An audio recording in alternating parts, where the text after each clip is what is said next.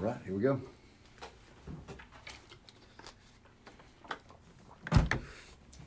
I'll give that brief introduction. Everybody buckle up. Brief introduction before we get into our prayers. Do I even have that pulled up? Let me see here.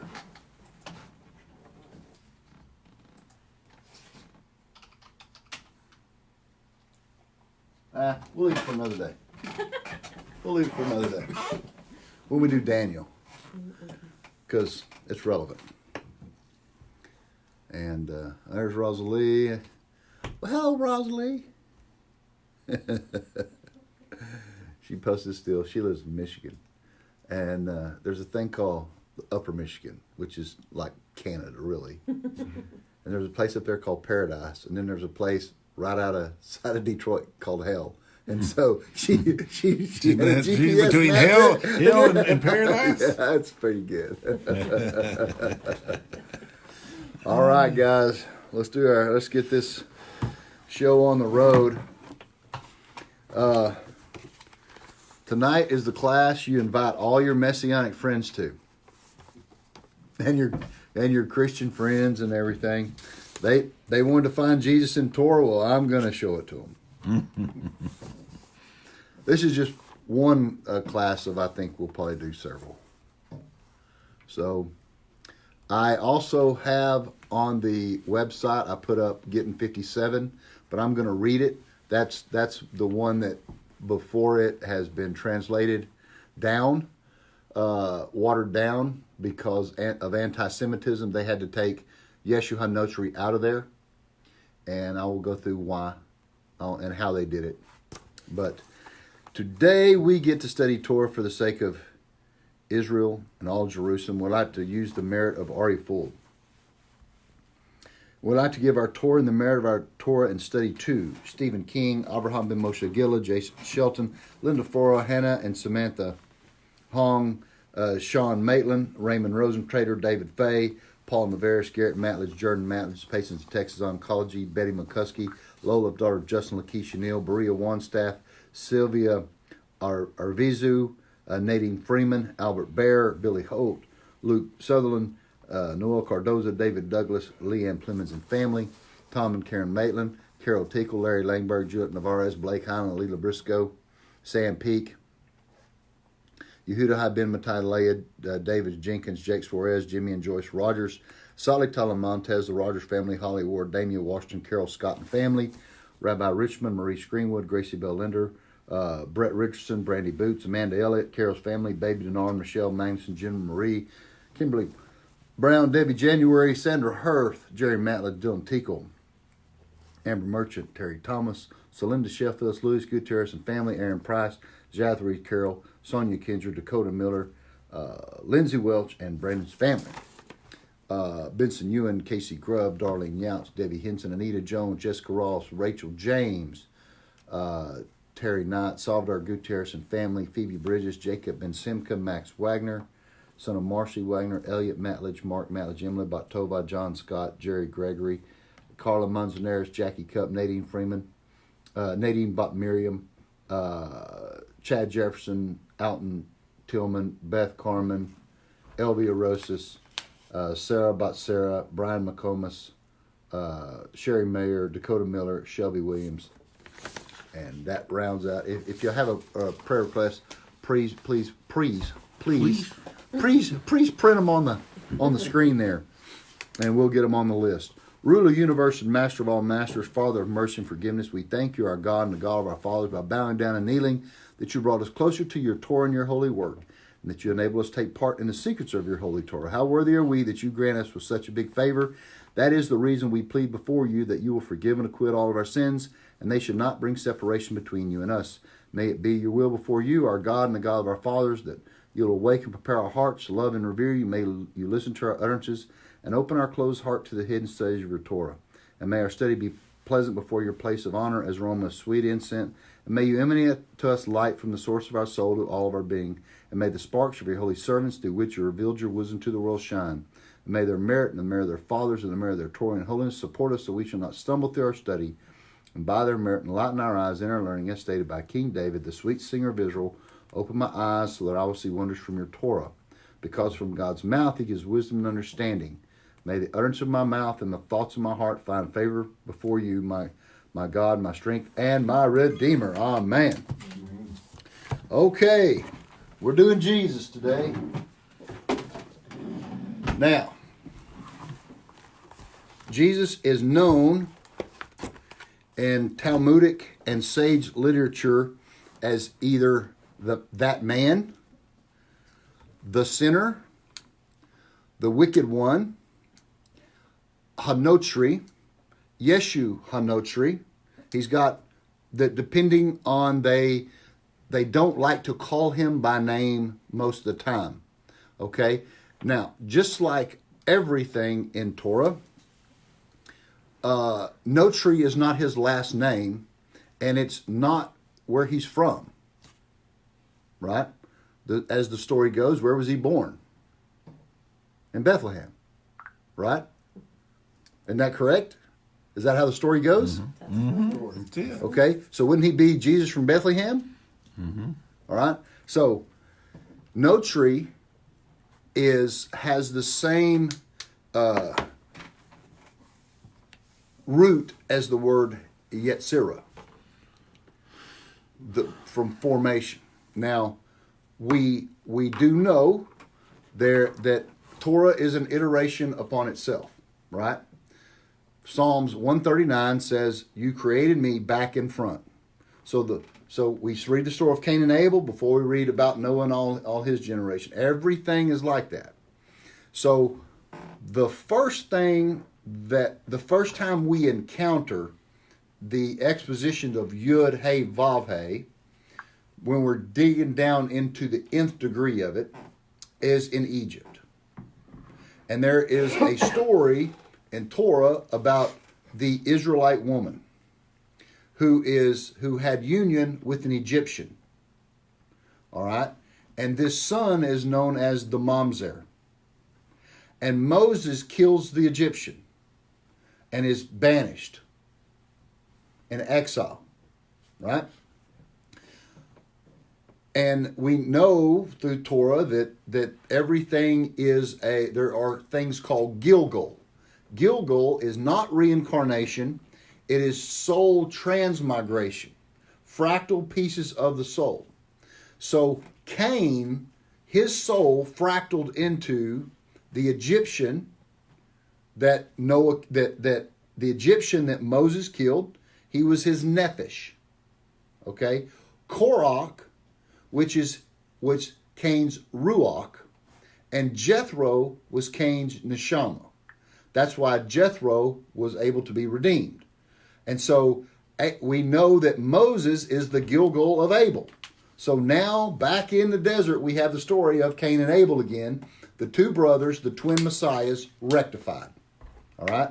Now, the son of the Israelite woman is all they ever call this kid throughout that parsha. It's called the son of the Israelite woman.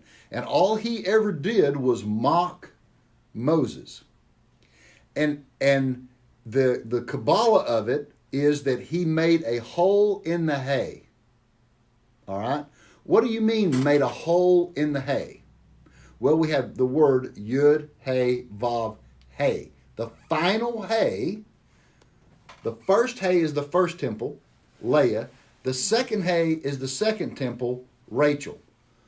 Both of them were destroyed, but there was Shekhinah only in the first temple, because there's a hole in the second temple. What did this child know? Mamzers are brilliant. They're the smartest of all. Okay?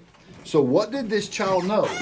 He knew that in order to help to try to destroy Torah and the Torah of Moses, he had to put a hole in the hay in the world of formation. All right? Mm-hmm. So we have creation, we have emanation, Atzilut. Creation is Bariah. Formation is Yetzirah, where the word Hanotri comes from. And Asiya is is where we live. Okay? So he literally put a hole by using a name into the hay and caused the hole. What are we saying? He was the backside coordinate. All right? There's a hole in the front, there's a hole in the back. So he is that backside coordinate. All right? Mm-hmm. So he is the Gilgal of Yeshu Hanotri. Mm-hmm. Yeshu Hanotri is his Gilgal. Mm-hmm. There's another part of the soul of Yeshu Hanotri, it's well known in the sages, is Gehazi. Gehazi was Elijah's right-hand man. Mm-hmm. And then to Elisha, but he also did some very bad things, and it cost him. And so you take these soul fragments and put them together, all right? Back in front you made me, all right? So we have a tree of life, we have to have a tree of death, right? We have Adam, we have to have Sam. We have Hava, we have to have Lilith, all right? Those front and back, you made me. So if we have Zeron Peen and the Nukva on the front side, then we have to have Zeron Peen and the Nukva on the back side. If we have the seven Midot, we have the seven Partsufim on the front side, we have to have the seven Partsufim on the back side. If we have Keter Hokmah Bina on the front side, the three top ones, and a Recon Peen, what do we have to have on the back side? The same thing, right? So God, front and back you made me, all right? One surface, two sides. So in the Bible, you will see the Torah in the front part of the book, and you will see the New Testament in the back part of the book. I set before you today life and death. Choose life. Literally. All right? Mm-hmm. God allowed it to be there on purpose. Because you have to be able to have a choice. You have free choice, not free will. All right? So the hay is called the nukva. All right? So if we look it up here, we have Yud, Hay, Vav, Hay. The final Malchut the Malchut is a hay, is the hay of Yud, Hay, Vav, Hay. This is known as the vessel, the thing that receives Zeron Peen, the Tzaddik, the Yesod. We know this as Noah and the Ark. Okay? Mm-hmm. All right? Then we know this as Abraham and Sarah, etc., etc. Okay? We call the final hay the Shekhinah. It is known as the house. It is known as a bed. It is known as a cup. It is known by all these different things. It's known as mond, stimulation from below. And so what I'm trying to do is I'm trying to lay out the map so that when we get into what Ravalli is saying to the Agadata, you're going to understand what's going on. So here we go. Not everything you want to know about Jesus. No, that's the plan anyway. But this is the plan. So Ravalli, and here's why Ravalli is so important. Ravalli was a physician. He was a doctor. Almost 400 years ago. He was the head sage of Rome. So the Catholic Church was right across the street. All right? So he knew everything there was to know about the religion of Christianity. He was the Ramchal's top student and colleague. The Gaon of Vilna said he would have crawled all the way across the desert to study at the Ramchal's feet. The Ramchal wrote most of his dissertation by the time he was 17, and Court of Heaven stopped him. All right? He died at 40, I believe, and he was not able to write anymore. So who wrote all of his stuff? Ramdu, the Ravalli. He was the first 40 years of Rabbi Akiva. All right? Who is one of the greatest of all time. So it's all about souls, where that soul is at. So here we go. Buckle up. Holding on. This is out of Sefer Halukutim. It's a book of collections that Ravalli wrote more than 350 years ago. He says, the matter is this. The matter is about Israel and the nations and their religions. The matter is with Esau and with Ishmael. Esau and Ishmael are the back sides of the twin messiahs. The front sides is David and Joseph. Regarding the matter of Esau and the Hanotri, Yeshu, the matter of Esau and Jesus, they were both circumcised on the 8th day. Esau was circumcised on the 8th day. How do we know? Anybody know that answer? Because he was Jacob's twin brother. Yeah. Yeah, who's buried in Grant's tomb? Yeah, who's buried in Grant's tomb? How do we know? Because he was Jacob's twin brother. And Isaac had the tradition handed down from Abraham. So too, the man from Yetzirah. Because that's where the coordinates going. Because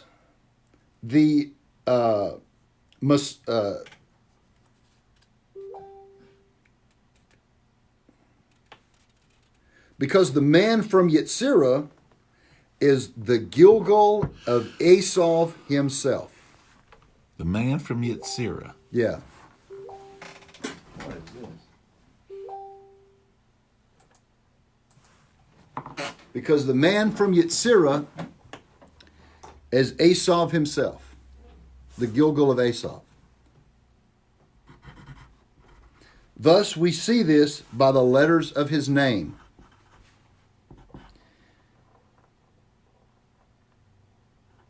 Shin Vav Ayin.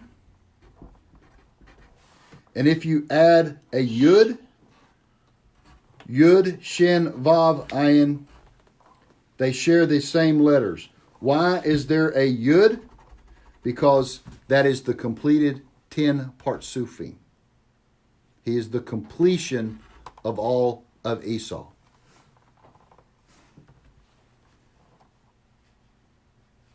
Ayin Shin Vav. Ayin Shin Vav is Ayin Shin Vav is Esau. Shin Vav Ayin, Yud Shin Vav Ayin is Yeshu.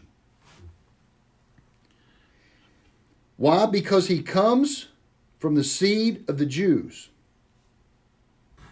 Yeshu Hanotri was also circumcised on the 8th day to fulfill the verse, from you destruction and desolation, and from you they will come. So Yeshu is in Torah. Because he is coming out of Israel. Now, the sages say that a Roman soldier had relations with Mary. Therefore, that's why they called him the Mamzer, the son of the Israelite woman.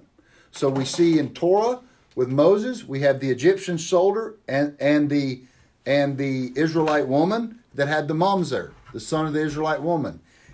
Over here, we have the Roman soldier and the son of the Jewish woman, the Israelite woman, and he is called the Mamzer, the son of the Israelite woman. But if you say that both of these are the secret, they are the sod of the klipa, why did they merit circumcision? Because they are both the heads of foxes and not the tails of lions. When you're learning Torah, Atzilut, the Malchut of Atzilut is called the tail of a lion. And the head of Berea, Yetzirah, and Asiya is called the head of foxes. Klippa, Kedusha.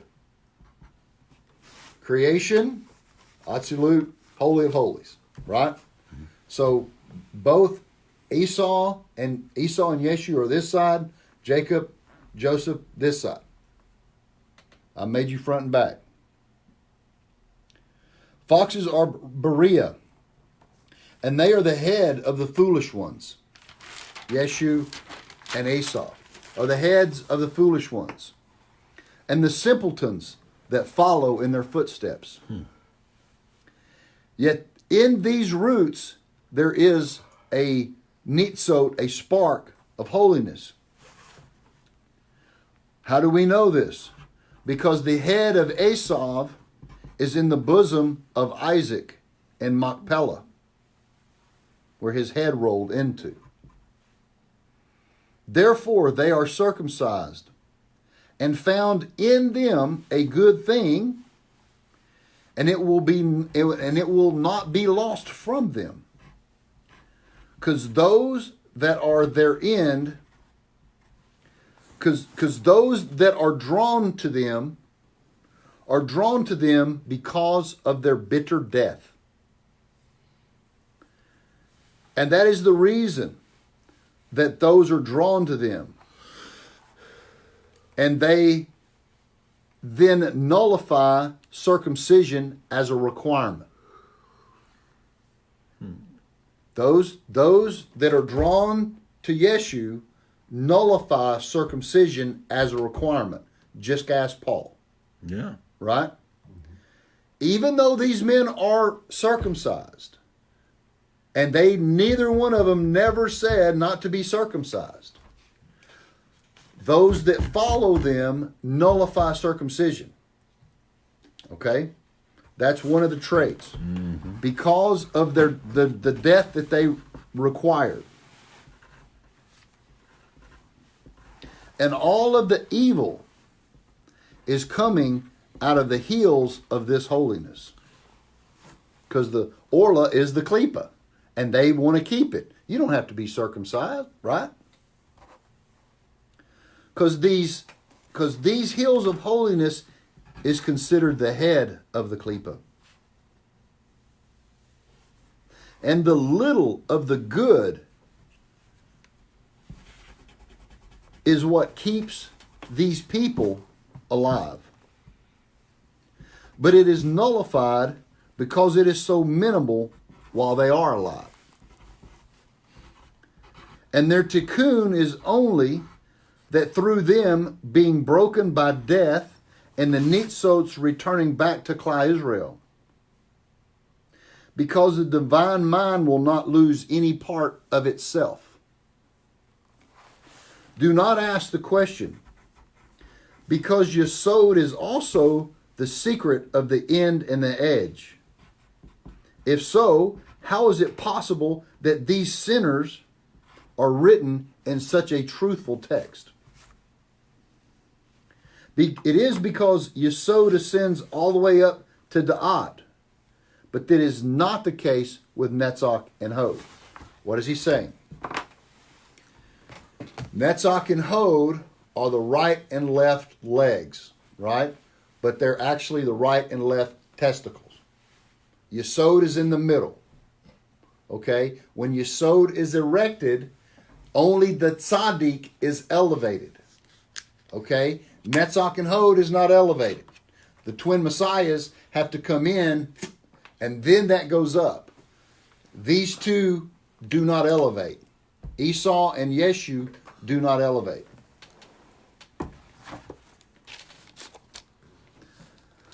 May the Holy One bless us and show us these wonders from his Torah.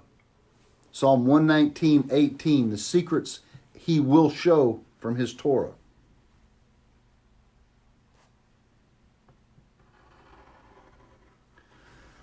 The circumcision on the 8th day is the new calendar, Kalenda. Remember when we studied about Adam's Yom Tov? They're coming in from that side. That's why Kalenda is before Saturnalia in the Talmud. This is the Orla and the Tzimtzum of Adam on that day.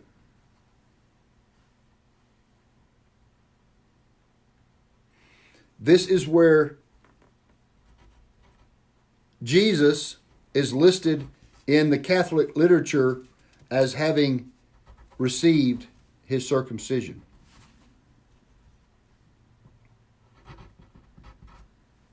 The custom of the Christians is to put ashes on their foreheads. When do we see that? Ash Wednesday. Why do they do this? The secret of the matter is this. Their mazel, their soul mazel sees, and their heart knows that in the future they are destined to be the dust under the feet of the tzaddikim.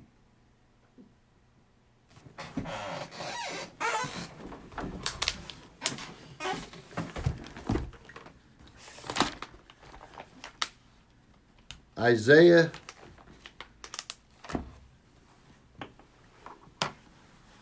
66:23. And it shall be that day, and it shall be that every new moon and on every Shabbat, all mankind will come and prostrate themselves before me, says Hashem, and they will go out and see the corpses of the men who rebelled against me, for their decay will not cease from their fire, will not be extinguished, and they will lie in disgrace before all mankind.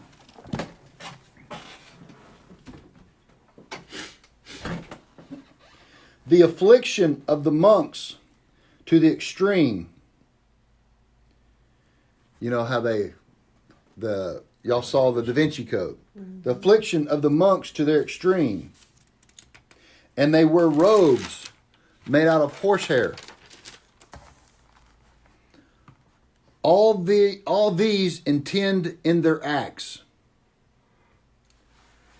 It is trying to make the tikkun in the evil nukva.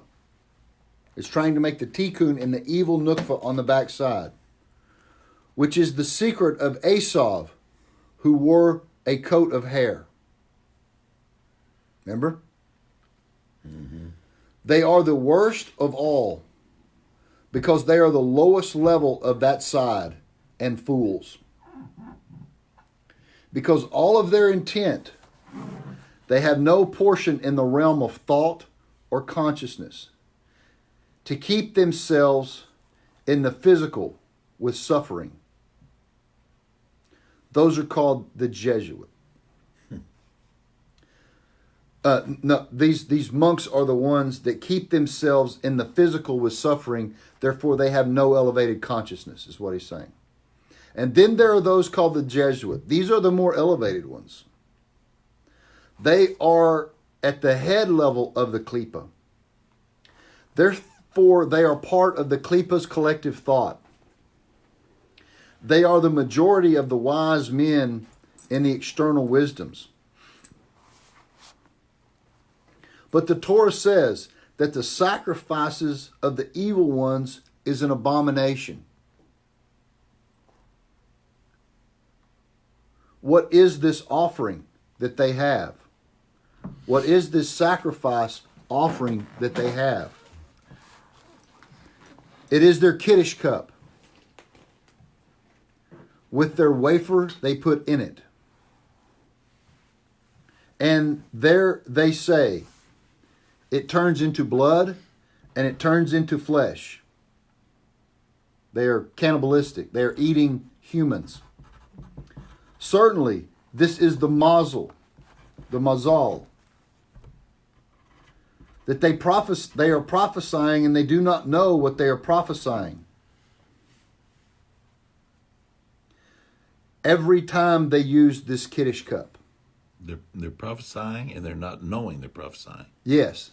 Every time they use their Kiddush cup, every time they do communion, they are prophesying. They don't know that they're prophesying. What are they prophesying? Well, that's what I want to know. Because the cup is the secret of the nukva of Zeranpin. As is known. So when we do Shabbat, the cup is the vessel, the nukva of Zah. Their cup, you created me front and back. Their cup is also the cup of the nukva. It's the cup of Lilith, the backside. For that is where the Zuhama, the poison of God, is. The poison of the Nakash is, rather. The poison of the backside, which is the secret of the Nukva of that side. Because you made me front and back, he made a hole for what? Waste. That's the hole that the son of the Israelite woman made. It's the hole of waste. This is the evil side, the evil one called Yeshu Hanotri, who seduces and leads astray. And he is adjudicated for this, measure for measure, within that cup, in boiling excrement. Now, I posted on my wall, getting 57A. I'm going to read it. Now, mine is a new print, and they took Yeshu Hanotri out of this print because of anti-Semitic threats for Art Scroll and etc., etc. But I printed the original on there. You can read it for yourself. I will start, and Onkelos here went and raised the spirit of Balaam through necromancy. Onkelos asked him. Onkelos is a ger. He's a non-Jew. But he's with the sages, just like Antoninus. Okay? He's prominent in, he says he's trying to find out who is prominent in the world to come. He wants to know. Because he just trying to decide if he wants to convert or not. Onkelos does. So he raised Balaam from the dead, and Billard answered him, Israel. And Onkelos asked, should I join them? Balaam answered him, neither seek their peace nor their benefit all the days. And Onkelos asked him, what is your punishment? And Balaam answered him, I am punished in boiling semen. Why? Why is his punishment boiling semen? Anybody remember? Semen is idolatry. Well, because he caused the Israelite men to go after the Midianite women. For sex. For sex. No, So- that was Balaam. Yeah. It was Yeah. Yeshu who was the semen. Yeah. Okay, I got you, I got you. No. Balaam. Balaam is, yeah. You're right. Trish. I'll let her be right. All this right, time. she can be right. Onkelos went Thank then. y'all. I appreciate it. Onkelos went then and raised the sinner from Israel through necromancy. And you can look down the note here. It says, although this expression is plural here, the sinners, the narrative refers to a specific sinner. Ooh. And you can read on my wall there who this specific sinner is. So Onkelos went and raised Yeshu Hanotri of Israel through necromancy. Onkelos asked him, who is prominent in the world to come? He answered Onkelos, Israel. Onkelos asked, should I join them, i.e. convert to Judaism? He answered Onkelos, seek their benefit, do not seek their harm. For whoever touches them is like the one who touches the pupil of his eye. And whoever harms the Jewish people harms himself. Onkelos asked him, what is that man's punishment? What is your punishment? He answered Onkelos, I am punished in boiling feces, according to that which the master said, whoever mocks the words of the sages, the Talmud, is punished in boiling feces. Jesus said, you have heard it said, but I say, what was he doing? Mocking the sages. So what does every Christian do? Mocks the Talmud. Mm-hmm. Why? Because that is their leader. Their leader does the same thing. So too is going to be their punishment. Measure for measure. They're coming in from the backside. That's the septic tank. Now, so their cup is the container of excrement, the poison, because they mock the Agadah, the Agadata. So did Yeshu Hanotri. So too, everyone who shares in this vessel, so too is everyone who shares in this vessel. They think they are doing a good thing, as in one way, yet they keep the fire burning for Yeshu. They're keeping him trapped. This is the secret of the toilet. It is the vessel that contains your waste. This is what they are drinking from. For defecation and for urine, bread and wine of the backside. That's what comes out. It is their vessel. They continue to do this because they are prophesying from their soul, and it is connected to the punishment that they merit from mocking the Agadah. They eat it, which is him. And where is he? And this is his punishment. And thus it is transformed into waste into their stomachs. And they are very happy, and they think they are doing the will of their God. Little g. But this is Hashem's will. Through this process, Yeshu will decay over a period of time, and he will be redeemed through this. Talk about the slow death. The Amun Ra. This suffering is the purification of Yeshu, Hanotri, and those who follow him. The suffering that they will receive. However, you look at it. He is like them at that moment of his sin, and they are like him at the moment of theirs.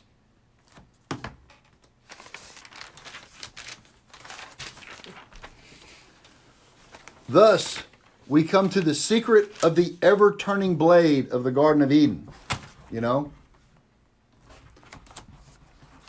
Lehat hachruv lamet hapeket. It means self-turning blades. These are the two keruv that are flipping backwards and forwards. Male to female, demon to angel, etc. We have already explained that the arrogant force, and it goes into Gehenna. This is the secret of the goat, the secret of the pasik. An evil person will be arrogant in his face, because this word is az, anger, goat, power, which is the secret of Azza and Azazel, which is the matter of the scapegoat for Azza, Azazel on Yom Kippur. These are aspects of the Azza and Azazel are aspects of the arms of the backside as explained in the Zohar. They are the aspects of the formula of their halakha.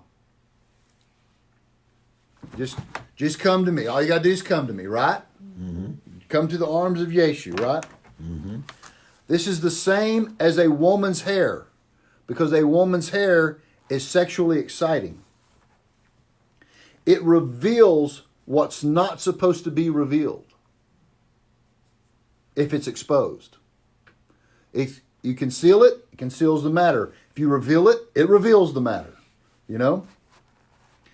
Because the hair is the goat. because goat's hair. Because it's guvarot. Therefore, the secret of the scapegoat to Azazel. These two names, Azza and Azazel, this is why there is two goats. One is safe, the other one is killed. They're eventually both killed, but one is safe, and then... But on it, it will carry the transgressions. So what do they say? Jesus carries our transgressions, right? Mm-hmm. On the goat, they're right. It carries their transgressions. Because they're the shoulders that carry Eretz Gezerah to a desolated area, which they will go. This is the secret of the Orla, the foreskin, which is Lilith and her mate, Azza and Azazel. And that's the secret of the foreskin? Or the clip of the foreskin? Yeah. So they are Azza and Azazel, Lilith and Samael. Jesus is a scapegoat. Is he? Really? Good. You're right. He's Samael, the Satan, which is the secret of Yesod of that side. This is why he's called the Nazarene or the Nazarite. Nazir means a sprout. They're all grafted in, this little sprout, this little twig. That's Yesod Sam. Because he is the disgusting one from Nazareth, which is the abomination. He is literally the aspect of the Yesod of the backside. And in this, it is garmented Samael to seduce and lead those astray. And that is why he was crucified on a tree. Because a tree is Yesod. But his tree was a tree of death, not a tree of life. Because it was not a fruit tree. Because in Israel, it is against halakha to cut down a fruit tree. Therefore, those who do not produce fruit are put on a tree. Because they have no yesod, no life. The Torah says, you are not allowed to destroy a tree here. Yet, when the tree produces no fruit, it must be cut down. This is the fact that they crowned him with thorns as well. They put on his thorns because through his mistake, he increased the klipa until it ascended to the holy head. Therefore, he gets his justice. And it is turned onto him and onto his head, his own crown, because he has become the head of the backside. And they fashioned him with nails so that he could not move. Not only did he not become the head of the people and their Messiah, he's not even the tail of a lion, as I explained earlier. But now he has not even become the head of foxes. Because with these nails, he cannot move. Because the yesod of that side cannot move. Now he is receiving all of the tumah, all of the wickedness and evil. He is receiving all the tumah, that he receives all of the tumah into his malchut. For what is happening? God has let them set up their own Messiah, and it brings the moths to the flame. It's they're attracted to it. It is impure, and it causes to impart the secrets of the mod to mon. What is he saying there? In Judaism, it's mon to mod. Stimulation from below. You do mitzvahs, you do this, you that. Then God gives the increase. What is their deal? It's mod to mod. We get everything from Jesus. We don't have to do nothing. We have to do nothing. Jesus gives you everything. It's inverted. Over here, it's mod to mod. On their side, it's just mod to mod. Right? Therefore, it is placed in the cup, and they eat and they drink, and it becomes the living waste. And this is all one secret. That which Christians picture and vision. This is why they do this with these 7 swords, the nails and all. He's considering the nails and all the stuff a sword, a piercing. Okay? Mm-hmm. This is what they do with their 7 swords and the piercing in his heart. Why? Because it is the secret of the 7 lower sphirot of that side, and the 7 levels of Gehenna, of the Malchut, of the evil, which contains all of them. They call this the 7 pains and the 7 wounds. There's 7 holes in him. 2, 2, and 2, and then the spear. That's 7. it. Mm-hmm. That's the backside 7. Remember, as I explained in the first, you have the front side 7, the back side. You got to have both. Everything, front side, back side. These are the 7 holes.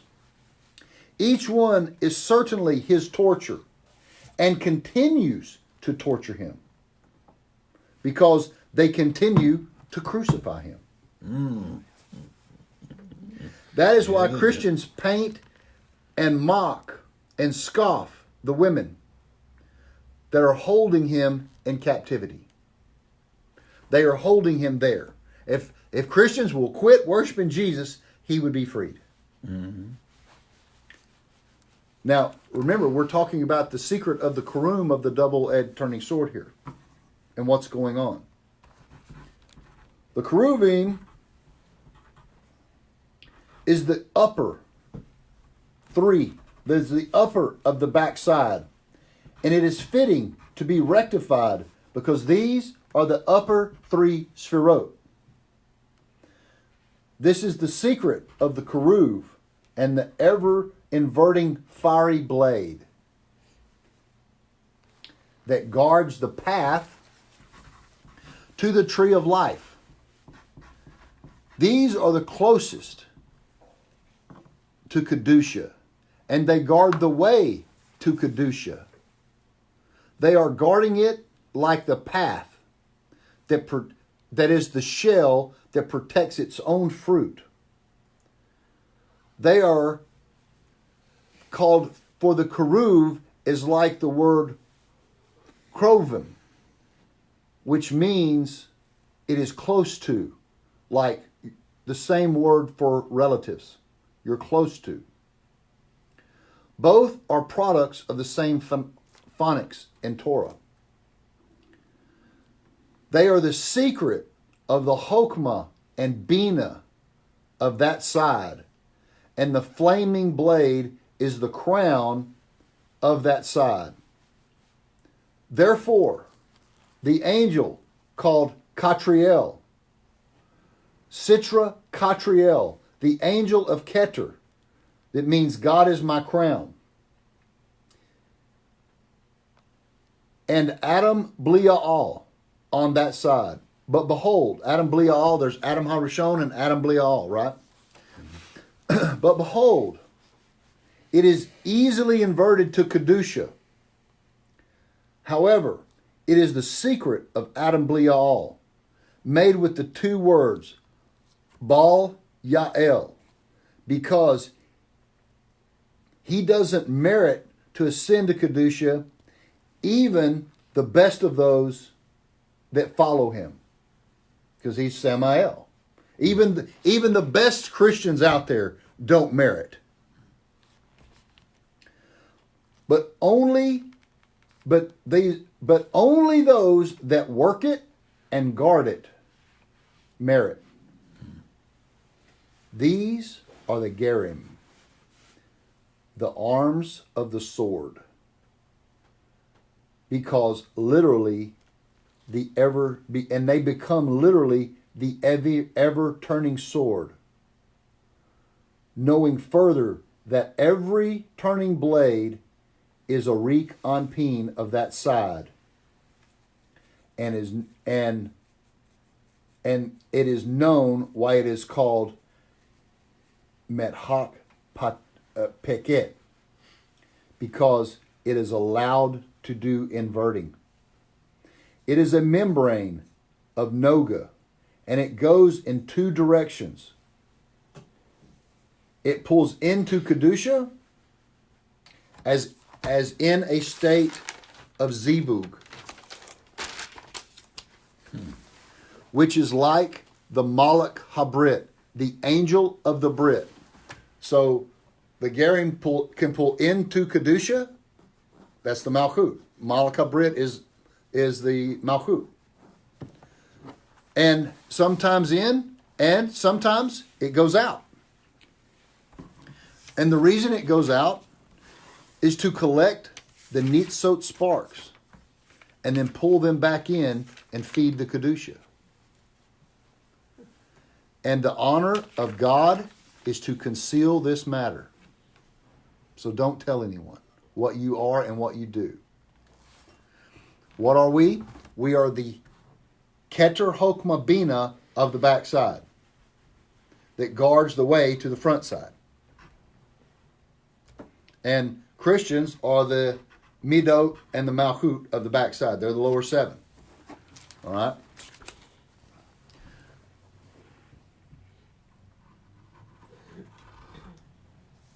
Behold, the ever-turning blade, the Chabad and the Keter. Who are these? These are the wise ones and the rectified kings. Who are the rectified kings? The guys from Genesis 36. These are the wise one and the rectified kings on that side that emerge. The Gilgalim of Socrates, Plato, Seneca, Aristotle, Augusta, Antoninus, and Yehorelev. And all those are similar to those that possess good traits among them. And this is the secret that the Holy One, when he exiled Adam from the Gan, he put there before the Gan these Keruv to guard the path. These are the good characters that bring you into the tree of life.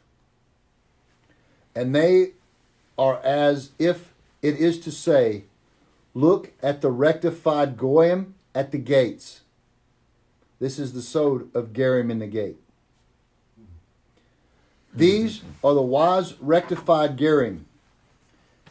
They always are there guarding it, and they are always there to teach the Goyim and other Gerim.